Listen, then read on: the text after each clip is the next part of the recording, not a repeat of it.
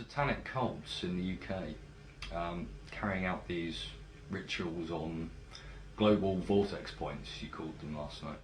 Can you just elaborate on that, give us some examples, possibly tell us where in the UK this type of thing happens?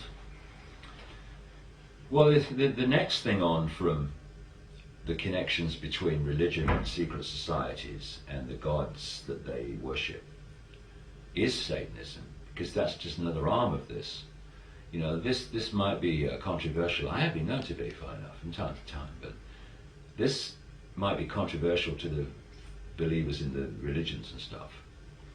But you got the ancient gods, which were translated into God, which are worshipped by the religions unknowingly, most of them. Same with the secret societies. And the same gods, demonic entities as they're called in this case, that are worshipped by the Satanists, are the same gods that are worshipped by the secret societies and the religions unknowingly. In Satanism, it's knowingly. And these gods, these non-human entities, operate just outside the frequency range of human sight, what is known as visible light. It's so important for people to understand that when they look through their eyes, they're not seeing everything that exists in the space they're looking at, we call space anyway. They're looking at merely a tiny frequency range that our five senses can access. It's like a television station. It's like a holographic television station. And it's sharing the same space as all the other realities, what, you know, increasingly the cutting edge of mainstream science are calling parallel universes. And so, in the same space that I'm sitting now are all the television and radio stations broadcasting to London. I can't see them, they can't see each other. There's a wireless internet in this room now. But we're not aware of it. But you get a computer and you tune it into that wireless internet, suddenly out of the ether, out of where, comes the internet on your computer screen. And this physical form, this body computer as I call it, tunes us in to a certain frequency range, which is what we perceive through the five senses. But in the same space, or other frequency range, this is other dimensions of reality, if you like, which are sharing the same space. Now, most of the time, we're not aware of them, just like television stations are not aware of each other. But of course, in a situation where you might tune onto a radio station and it's very, very close to another station, you get interference where the two radio stations interact with each other. And that's what can happen with these realities, where there's another reality that's really, really close to us on the frequency scale. They can actually be a crossing over between the two. And in satanic ritual, one of the reasons they do it, one of them, is to create an energy environment through the way the ritual is conducted, which allows like a vibrational window or doorway to open, which allows these entities to enter the ritual. I've talked to endless people around the world who've seen this, actually experienced it. Suddenly this seriously horrible, often, looking entity appears in the so-called magic circle, which is a vibrational field. That's what it is. You know, they don't use these pentagrams and stuff just for fun. I mean, some of them might, you know, the lower ones who don't really understand it, but the ones that really involved, that understand the way reality works and how you can manipulate it, these pentagrams and these various symbols used in Satanism, like the reversed pentagram is the classic satanic symbol, and the circle around it, they are vibrational fields. That's why they do these rituals, and the entity can enter this reality, the range of visible light, in other words what we can see, within that vibrational field, and suddenly the gods appear. And these gods, as they're perceived, feed off human energy. They feed off low vibrational human energy, low vibrational emotional energy, all round based on fear, stress, hatred, guilt, all these things, these low vibrational emotions.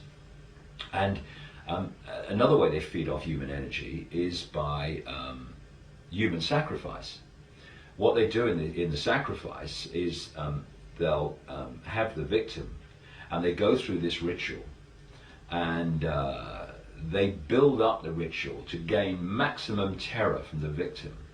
So now there's a tremendous energy, not just of fear, but of absolute terror. And then at the point of sacrifice, that energy is released massively. And these gods that are operating just outside human sight feed off that energy, because that terror, that low vibrational energy, represents the energy field that they are vibrating to, and therefore they can absorb that energy. They can't absorb the higher dimensional energies. They have to have low vibrational energies. Look at society. It's structured to create massive fear, stress, all these things from the population, and it's feeding these, quote, gods. The other thing that happens in these rituals from the human level, physical level participants, is that there is a point where the victim is in a state of such extreme terror that a certain adrenaline enters the bloodstream. It's not even a normal adrenaline that comes from danger. It's an adrenaline that comes from sheer unbridled terror, and that enters the bloodstream at the point of sacrifice. And then these sick people drink the blood because it's got that adrenaline in it, and it gives them this rush. What shocked me when I started to understand this and investigate this was the scale of it. The scale is astonishing. And there's people in America who've been involved in their careers in things like the FBI who've been investigating it in America. And one of them said, it is on such a scale, Satanism, that if you have a reasonably wide circle of friends, associates and acquaintances, you will know a Satanist who's involved in this stuff. Not always the sacrifice of children or whatever, but the sacrifice of animals and stuff like that. Now, when you start relating this stuff to history, you come across this common theme everywhere of making sacrificial offerings to the gods of animals and of young virgins. The young virgin sacrificed to the gods. Find it everywhere. Of course, in places like the Aztec period in Central America, they were doing it bloody en masse, thousands of sacrifices. And what was that? It was merely what is happening today.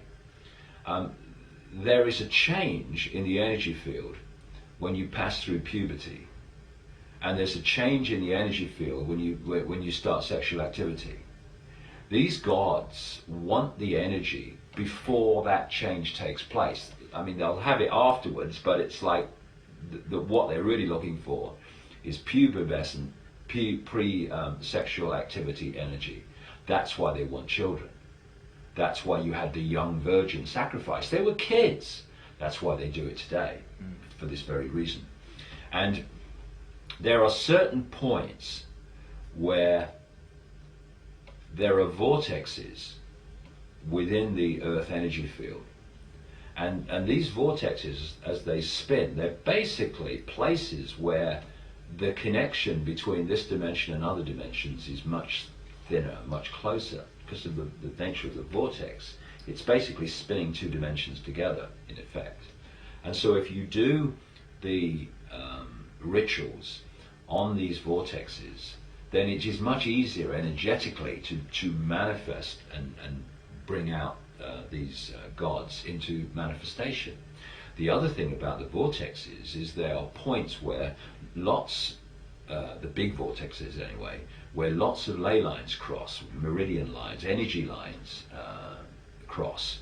So what you do on those lines, for a start, is sourced by very powerful energy, because basically you've got electricity grid on an energetic level coming into the point from several directions to where you're doing the ritual. So you're dealing with a powerful energy field, which is what you want to achieve your outcome.